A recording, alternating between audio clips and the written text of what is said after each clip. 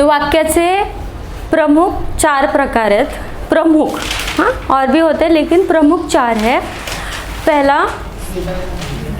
जोर से बोलो, विधानार्थी वाक्य. दूसरा प्रश्नार्थी वाक्य. तीसरा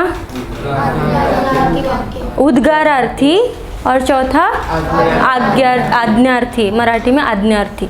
ठीक है, तो पहला एक एक से स्टार्ट कर रही हूँ मैं. पहले हम करेंगे विधानार्थी वाक्य.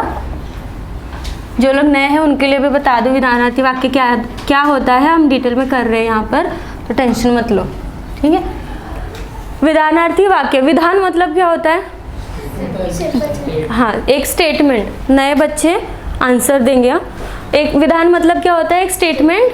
हाँ, तो स्टेटमेंट से हमको कोई क्वेश्चन नहीं दिख रहा है उसमें. ठीक है, ना कोई उद्गारार्थी मतलब कोई एक्सक्लेमेटरी सेंटेंस भी नहीं है वो, जिसमें किसी की बहुत अप्रतिम तारीफ की ऐसा. या फिर आज्ञार्थी मतलब उसमें कोई ऑर्डर भी नहीं है.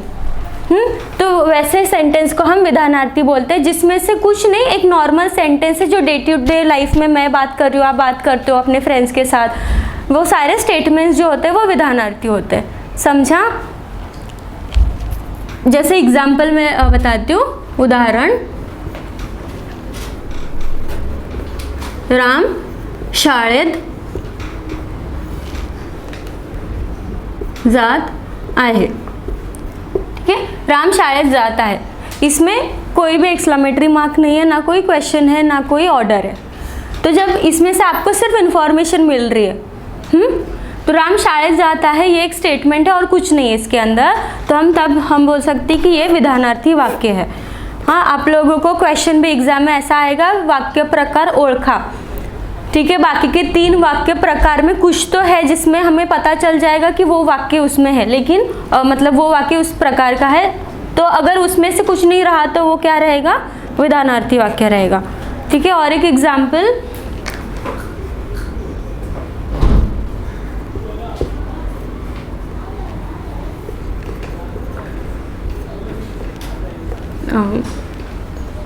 तिकडे पाऊस पडत आहे. ये भी सिंपल स्टेटमेंट है. समझलं? मी आज बाजारात जाणार, ये भी सिंपल स्टेटमेंट है. तो ऐसे जो सारे वाक्य होते हैं, लिखने पे ध्यान मत दो, इधर देखो.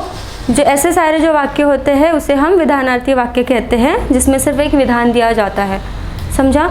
बाकी के 3 करेंगे तो तुमको इसका भी डिफरेंस समझ जाएगा. दूसरा जो था सबसे आसान, प्रश्नार्थी. आरती कैसे लिखते हैं देख लेना, बहुत मिस्टेक्स करते हो. प्रश्नार्थी वाक्य. प्रश्नार्थी वाक्य में क्या इंपॉर्टेंट होता है? प्रश्न कब तैयार होता है बताओ?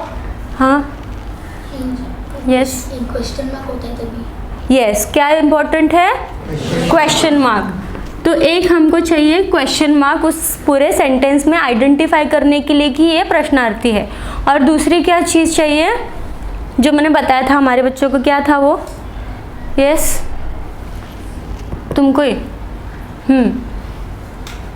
प्रश्नार्थी वाक्य में ये तो है, ये तो कॉमन है, लेकिन इसके अलावा क्या होना चाहिए? और जब तुमको दिया जाएगा रूपांतर करने के लिए तो क्या यूज़ करोगे प्रश्नार्थी वाक्य बनाने के लिए? यस, खुशी या चाहत. क्या, कैसे. हाँ, क्या, कैसे, ये सब क्या होते हैं? इंग्लिश में हम उसको WH वर्ड बोलते हैं, लेकिन मराठी में मैंने कहा था क वर्ड्स, याद रखना. तो क से सारे जो वर्ड्स स्टार्ट होते हैं, तो कौन कौन से हैं? काय, कसे, है ना, कोण, का. हाँ, ये सारे शब्द क्यों इम्पोर्टेंट है? जब आप रूपांतर, एक ऐसे स्टेटमेंट को रूपांतर करोगे प्रश्नार्थी में, तो ये सारे शब्द पता होने चाहिए. इसीलिए ये और ये 2 चीज़ें इम्पोर्टेंट है प्रश्नार्थी वाक्य में. Got it? तो क्या एक क्वेश्चन, उदाहरण क्या हो सकते हैं इसके?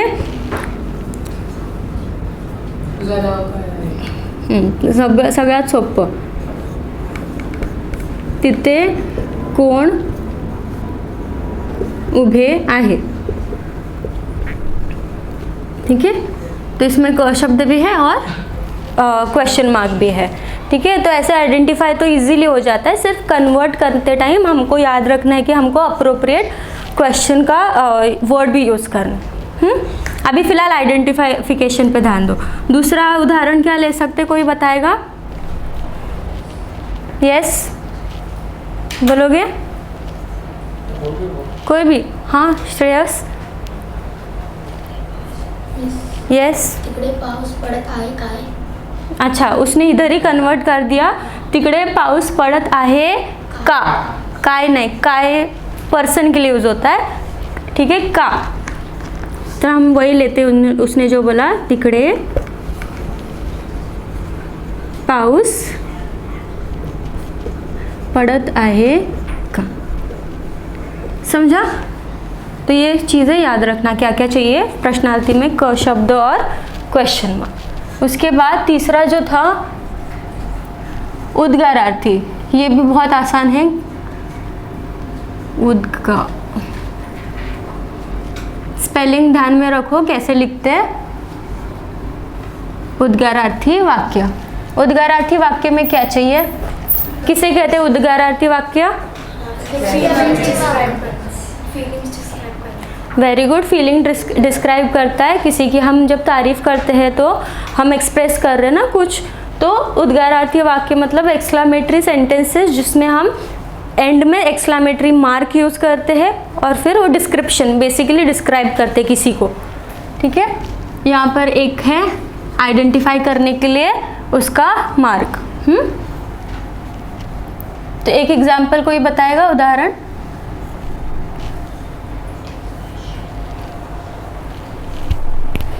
हाँ जोहान, ट्राई करोगे? उद्गारार्थी वाक्य, एक्सक्लामेटरी सेंटेंस, कुछ भी तुमको जो आता है। यस हेमांगी, एक सेकेंड। अब किती मोठा सा, ठीक है, वापस जोर से बोलो। अब किती मोठा साप आहे।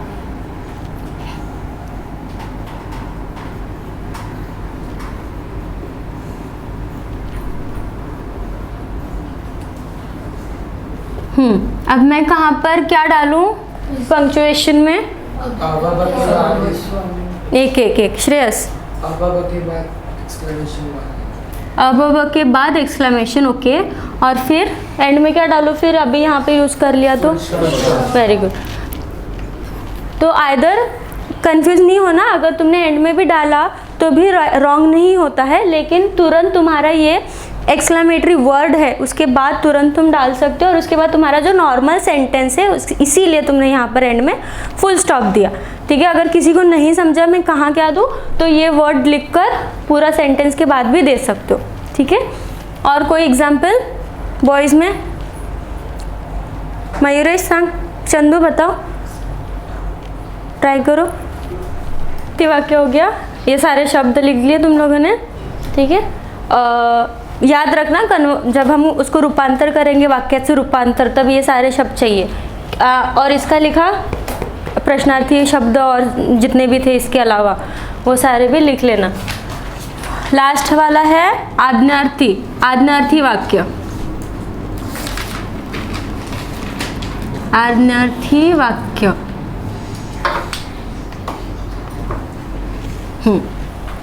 आज्ञार्थी मतलब, आज्ञा मतलब क्या होता है? यस, आज्ञा, कमांड, ठीक है। ऑर्डर, रिक्वेस्ट, ये सारे आज्ञार्थी वाक्य होते हैं।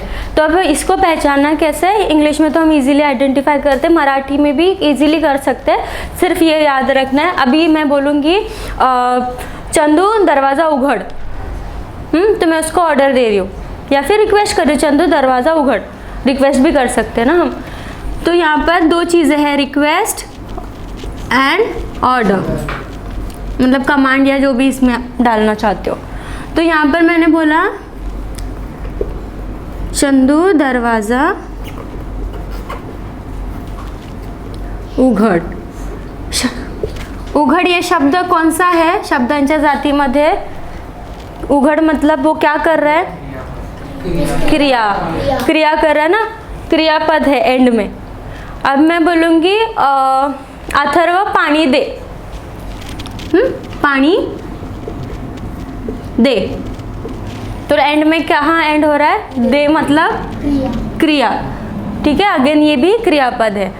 तो जब मैं किसी को भी ऑर्डर देती हूँ तो मेरा एंड कैसा हो रहा है, वो क्रिया पर एंड हो रहा है। तो आइडेंटिफाई करने के लिए ये याद रखना कि तुम्हारा सेंटेंस ऑफ कोर्स तुम लोगों को समझ जाएगा कि क्या ऑर्डर आ रहा है या क्या रिक्वेस्ट हो रही है, लेकिन अगर नहीं भी कुछ आया तो याद रखना विधानार्थी और इसमें डिफरेंस क्या रहेगा, ये एंड होगा क्रियापद से। फैन चालू कर, फॅन चालू कर मतलब कर भी क्या है, एंड में क्रिया है। पुस्तक इथे ठेव, तो इथे ठेव म्हणजे पण क्रिया झाली, समजलं आइडेंटिफिकेशन। तो एंड में हम क्रिया से एंड होता है, वो वर्ब से एंड होता है। तो ये 2 एग्जाम्पल हो गए। उदाहरण, चंदू दरवाजा उघड आणि राजू पाणी दे। दूसरा है पुस्तक इथे ठेव। फिर अभी यहाँ पर याद रखना कि यहाँ पर अगर हम किसी सीनियर को बोल रहे हैं, हाँ ये तो हम एक दूसरे को बोल सकते हैं अगर आपके एज के हैं, तो अगर सीनियर होगा तो कैसे बोलेंगे उनको, तो इससे पहले हम लिखेंगे प्लीज़, इंग्लिश में हम प्लीज़ लिखते, मराठी में हम लिखेंगे कृपया, कृपया पुस्तक इथे ठेवा। ठीक है, एज के हिसाब से लिखना। ये सारे जो वर्ड है उघड़, दे, ठेव, ये हम अपनी एज के लिए यूज़ करते हैं। जब हम सीनियर्स को बोल रहे हैं कोई चीज़ तो हम बोलते हैं ना आपको, हाँ लीजिए, करिए।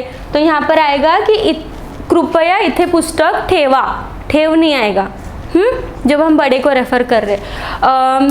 और दूसरा क्या आ सकता है कि मला पानी द्या, दे के जगह पे क्या हो जाएगा, द्या। तो यूजुअली वो तुम लोगों को नहीं करना है, आइडेंटिफिकेशन करना है तो तुमको चेंज कुछ नहीं करना उसमें। जब तुमको वाक्य से रूपांतर करना है तभी भी चलेगा, अगर दे भी यूज़ किया तो भी चलेगा, सीनियर को रेफर करके लिख रहे हो सेंटेंस तो भी चलेगा। ठीक है, दूसरा हम यहाँ पर लिखेंगे कृपया। और कृपया ये वाला सेंटेंस लिखने का तरीका एक ही है, कृपया फिर कॉमा और उसके बाद तुम्हारा सेंटेंस।